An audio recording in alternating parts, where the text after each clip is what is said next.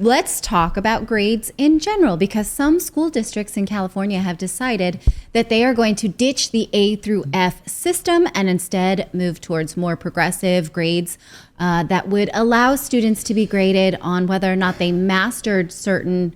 Why are you sighing like this? You think this is woke? It's totally, already your attitude is. It's woke. I mean, that's what it is. Like, oh, we can't. Everybody gets a trophy. Everyone gets a trophy. That's not what that is. Yeah, you're making a judgment on this without actually thinking of the merits of it. Okay, what I feel is that it's, you're removing D's and F's. That's the move, right? You're removing D's and F's, so you can't fail. Mm-hmm. So you can't fail, and then you'll have to go back and show mastery, right? The idea is called mastery-based learning. Yes. And they're saying it's a way to improve equity. Okay. Okay. I want to point out to you that this is the system that our kids currently use. I was watching Yellowstone last night. The show Yellowstone. Have you even seen our kids' report cards? I've seen them. They are proficient, not proficient, needs or developing, and mastery. They do not get letter grades. All right. And so I don't like it. Do we go to a woke school then? I don't like it. Why don't you like it? Because when our child is struggling with something, for instance, I've seen this happen. I watch very carefully, specifically how our children learn math. And they do study Common Core math.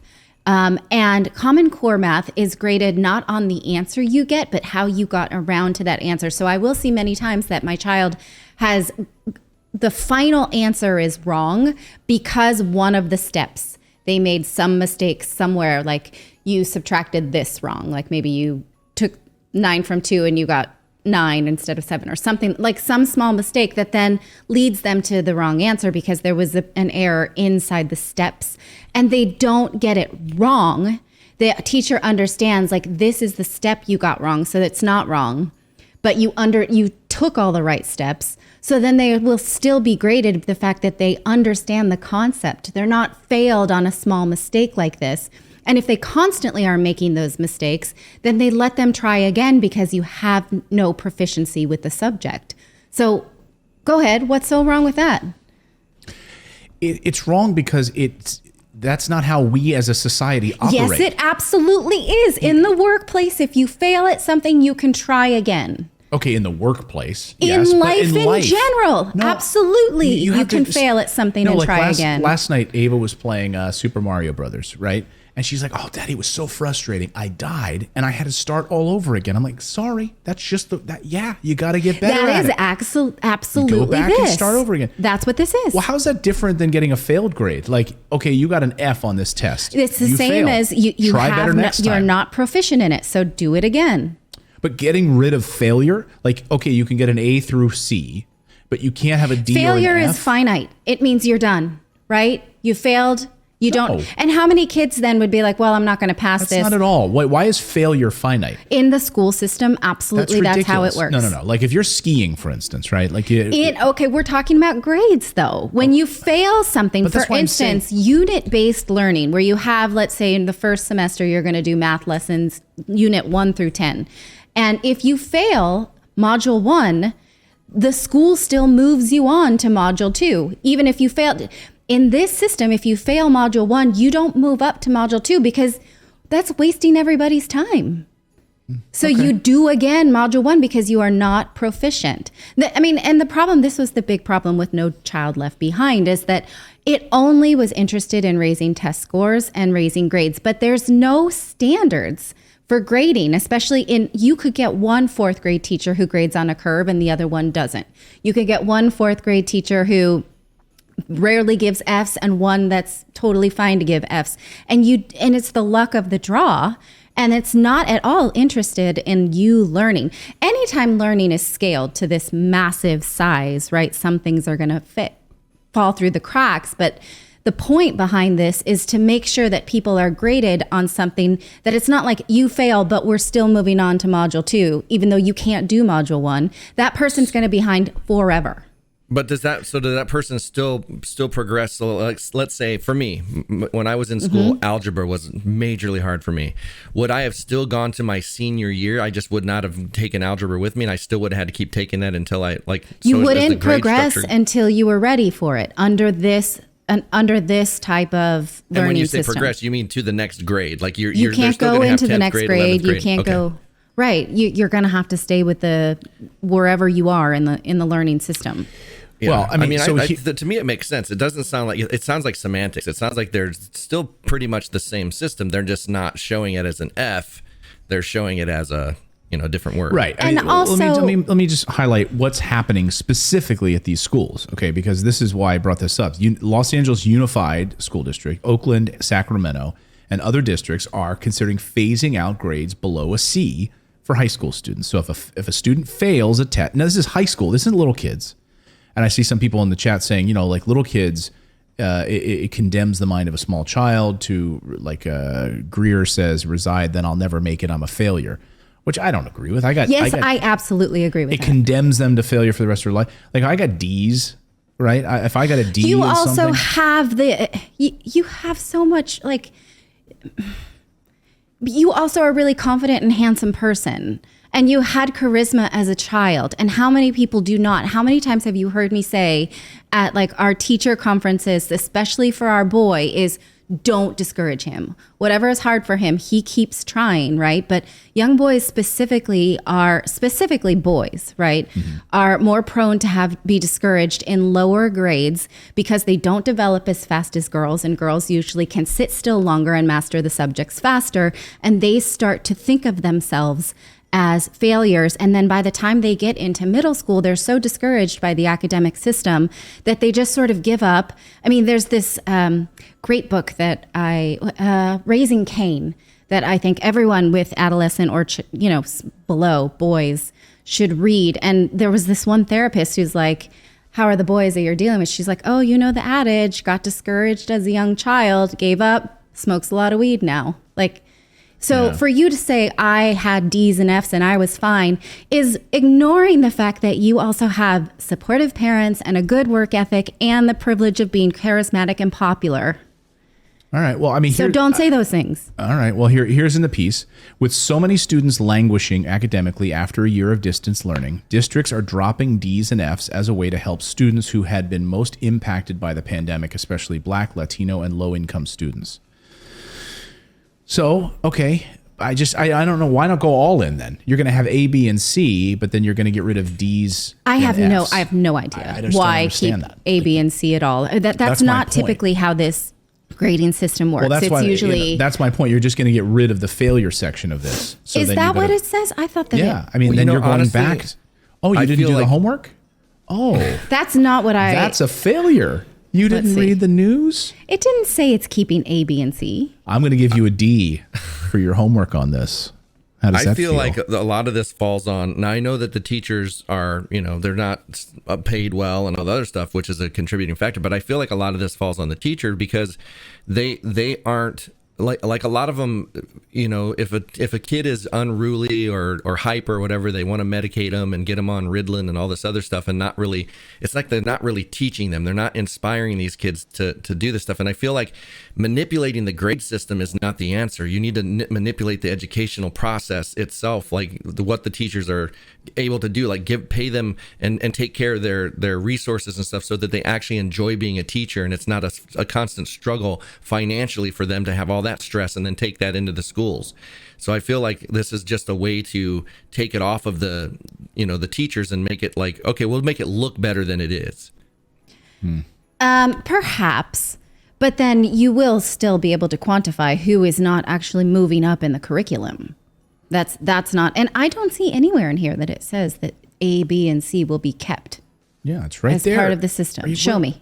It's right there in the piece. Show me. Okay, I will talk. Well, we can do this later. I mean, we don't need to derail the show. That I did the wrong. It's okay. Well, we have time, right? We have time. Everyone showed up. We should at least get it right. Find it here. So the way that this grading system at least works for our children is they get proficient if they've done it very well, right? It's not, and they get mastery if they're like just super good at it. They also can get not proficient or developing or not experienced with this curriculum, not exposed to it at all. Well, here it is right in the headline here. Probably in Portugal, the it teachers just says probably, dropping D's and F's. And this is not a Portuguese. My kids go to an American school, and they're phasing out grades below a C for high school students. But that doesn't mean necessarily that they'll still get A's and B's and C's. It's there's a nuance here. I don't know if that's what that means. Well, what I was getting at with my comment about Portugal is like I feel like anybody that's employed over there, they're paid better, they're taken care of more. They have health care, so they're just happier people in general that are teaching the kids. So it's like they want to be there, they want to be teaching, and I feel like a lot of schools here, they're there because it's a paycheck, and they struggle. You know what I mean? So if they're struggling, the kids are going to struggle. I see how that carries over. I mean, stress is contagious. Stress and anxiety is contagious, right? And kids feel that at home when their parents are stressed about food, putting food on the table and money, right? That carries over to the children. Absolutely, it does. And the same way I can imagine in a classroom that students would pick up on workplace anxiety from a teacher not making enough money. Well, that's my point. Is that I think that the grade structure A through F would even work over in Portugal or somewhere better, because it's not like, hey, you're no good, you're failing. They would still encourage that kid not to get them and work with them more, I feel, than a lot of schools here. I think it's a great debate. I don't think it's necessarily an issue of geography, right? Because children need to be able to be plugged into, in theory, we'd have a standardized education where someone could move from an American school in Portugal to an American school in England to an actual American school in America. It doesn't really work that way. And school curriculum is set by the states, right? So it matters who you vote for. And these grading systems can be set by unified school districts. So it matters who you elect in your local school districts. But I think most educators are pretty heroic in general. I think the problem here is that when you have just a finite set of 5 choices, A, B, C, D, well, there's no E grades. So 4 choices, let's do the math properly. Then,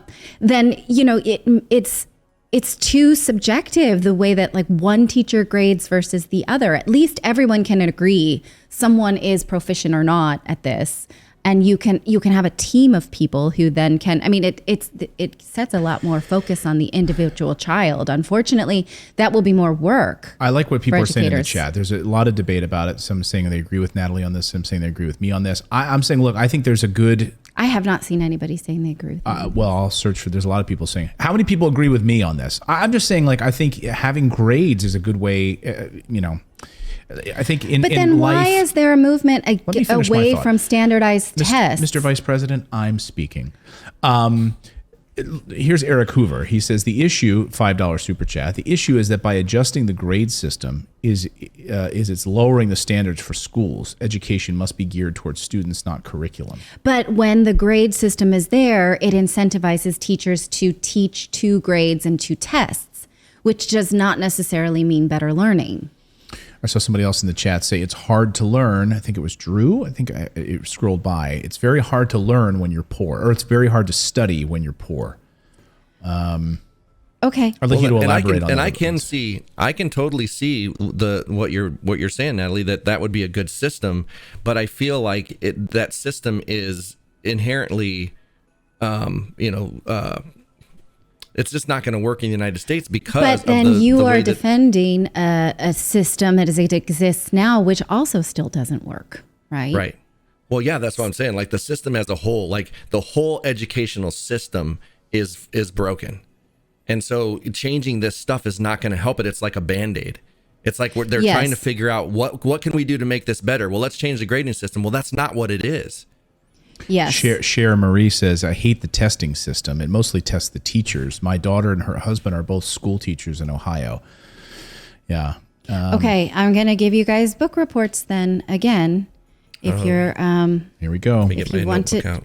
Okay, is The Life and Death of the Great American School System by Diane Ravitch, who is known as one of the first education scientists. And she's a great sort of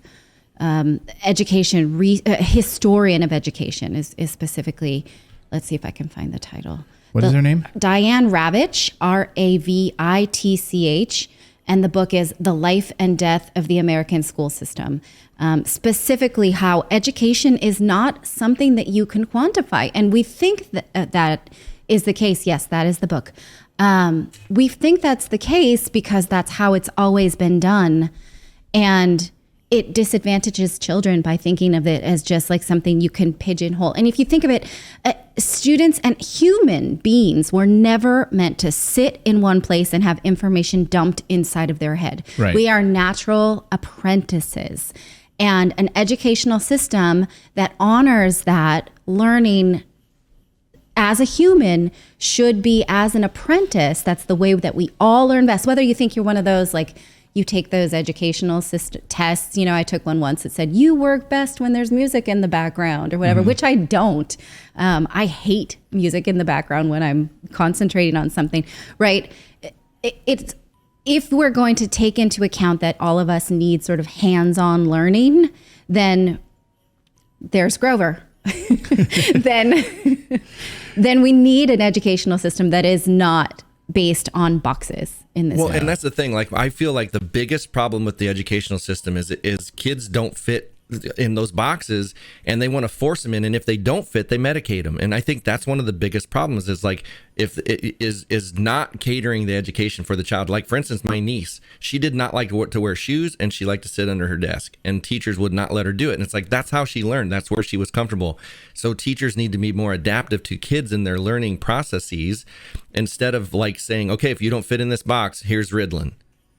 Yeah, and I'm encouraged at least some schools now, or a lot of schools are starting to, like our kids' school, where they rotate the time of day that certain periods happen during the day. So instead of every day the kid has math at 8 a.m., when, you know, if they're a teenager, you know that the teenage body wakes up later, right? I mean, they're just not awake. You just can't function at that time of the morning. I remember that 1 p.m. man.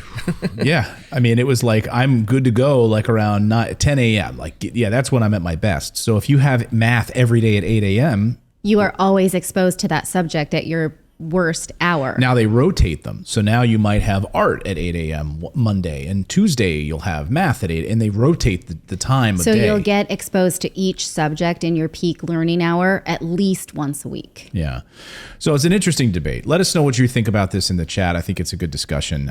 These states or these school systems that are dropping D's and F's from their grading system.